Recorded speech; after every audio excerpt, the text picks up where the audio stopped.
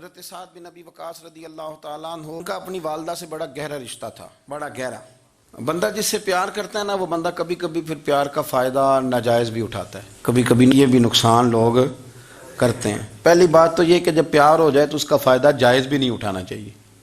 جس نے فائدہ اٹھا لیا تو اس نے تو استعمال کیا نا۔ تو ہوتا ہے ہمارے گھروں میں کہ اگر بچہ اماں کے قابو میں تو پھر اماں جو دل کرتا ہے کراتی ہے، اور جو اس کو کہہ دیتی ہے پھر وہ کہتا ہے ہو میری اماں نو آکھیا ہے، پر وہ ڈنڈا اٹھا لیتا ہے، آؤ دیکھتا ہے نہ تاؤ دیکھتا ہے۔ یہ بھی ایموشنل کرنا ہے، کر لیتے ہیں لوگ۔ بیٹی کو بھی پتہ چل جائے نا ابا میری بات مانتا ہے، تو وہ سارے بچے کہنا سیر کرنے جانا ہے تو ابا جی کو کون منائے گا، تو کہتی ہے تسی چپ کر جاؤ، ابا جی کو میں بات کروں، اسے پتہ ہے میرے سے پیار کرتا ہے۔ اب بات کو سمجھ لیں، یہ ایک ایموشنل کرنے کا طریقہ ہوتا ہے، لوگ کر لیتے ہیں، اور وہ بندہ چونکہ پیار کر رہا ہوتا ہے تو پیار کرنے والا بہرحال کہیں نہ کہیں پھر قابو آ جاتا ہے۔ وہ استعمال بھی ہو تو ہو جاتا ہے، لیکن وہ بندہ ٹھیک ہوتا ہے، کیونکہ وہ استعمال ہو بھی رہا ہے تو پیار میں ہی رہا ہے نا، پیار میں ہو رہا ہے نا۔ سمجھ لیں میری بات کو۔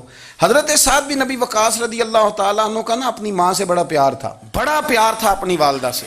تو حضرت سعد بن ابی وقاص کلمہ پڑھ گئے، اماں جی نے بھوک ہڑتال کر دی، اسے پتہ تھا کہ میرا پتر مجھ سے پیار بڑا کرتا ہے، میں نے بالآخر منوا لینا ہے۔ تھوڑی سی آبادی تھی، ایک گھر کے اندر جو مسئلہ چھڑتا تھا نا اس کا سارے شہر کو پتہ چل جاتا تھا۔ اب کونوں میں گلیوں میں اب باتیں بھی ہونے لگیں کہ وہ سعد کی ماں ہڑتال پہ بیٹھی ہوئی ہے، بڑا مسئلہ ہے۔ اب پریشر بڑھنے لگا۔ حضرت سعد بن ابی وقاص فرماتے ہیں کہ وہ جو میرے قریبی لوگ تھے نا صحابہ، وہ بھی مجھے کہنے لگے یار کوئی رستہ نکال، ہر چوک میں تیری بات ہوتی ہے۔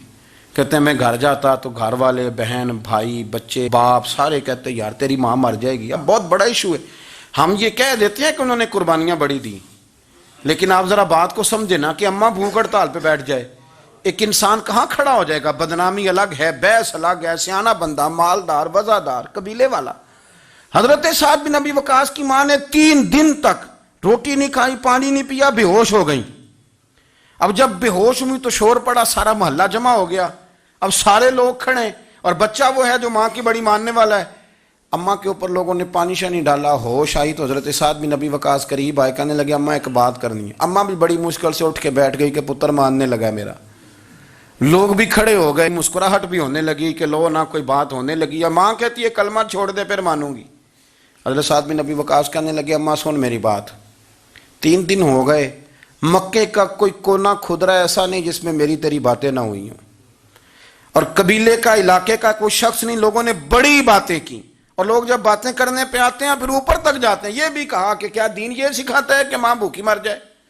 یہ بھی لوگوں نے کہا، میں نے ہر شے سنی، برداشت کی، اماں اب تو میری بات کان کھول کے سن لے۔ ماں کہنے لگی وہ کیا؟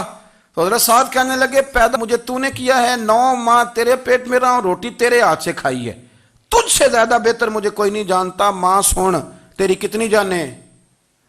اماں کہنے لگی 1۔ تو حضرت سعد فرمانے لگے تیری 1000 جان بھی ہو نا تو ایک ایک کر کے ساری نکل جائے تو میں محمد عربی کا کلمہ پھر بھی نہیں چھوڑوں گا۔ ختم ہو گئی بات۔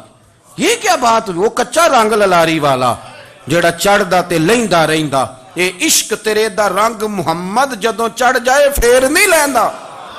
یہ کیا بات؟ اماں تیری 1000 جان بھی ہو، روٹی کھانی ہے تو کھا، نہیں کھانی تو نہ کھا۔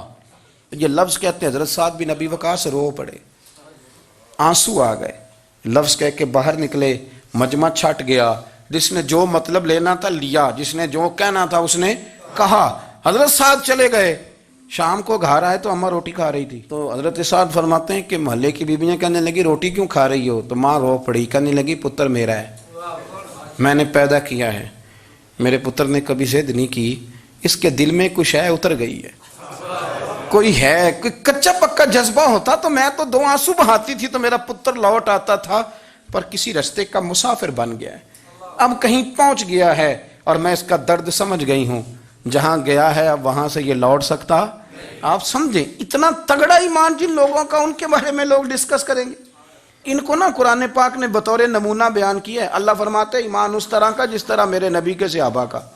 یہ منافقوں کی بات ہو رہی ہے پہلے سے بارے میں، وَإِذَا قِيلَ لَهُمْ آمِنُوا كَمَا آمَنَ النَّاسُ، جب ان سے کہا جائے کہ ایمان اس طرح لاؤ جس طرح میرے نبی کے صحابہ لائے ہیں، قَالُوا أَنُؤْمِنُ كَمَا آمَنَ السُّفَهَاءُ، تو وہ کہتے ہیں اس طرح ایمان لائیں جیسے بیوقوف لائیں، یہ تو بیوقوف ہے، ہر شے نبی پاک پہ قربان کر رہے ہیں۔ تو اللہ فرماتے ہیں الا انہم ہم السفہاء، خبردار ہو جاؤ میرے نبی پاک کے غلاموں کو بیوقوف کہنے والو تم بیوقوف ہو. اللہ کہتا ہے تم پاگل ہو بیوقوف ہو. اللہ انہیں پاگل کہتا ہے. اللہ پاگل کہتا ہے انہیں جو نبی پاک کے صحابہ کو پاگل کہتا ہے. اللہ انہیں پاگل کہتا ہے.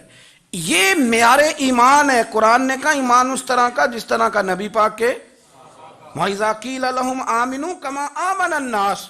ایمان اس طرح لاؤ جس طرح میرے نبی پاک کے صحابہ ایمان لائے ہیں, اس طرح ایمان لاؤ, اس طرح.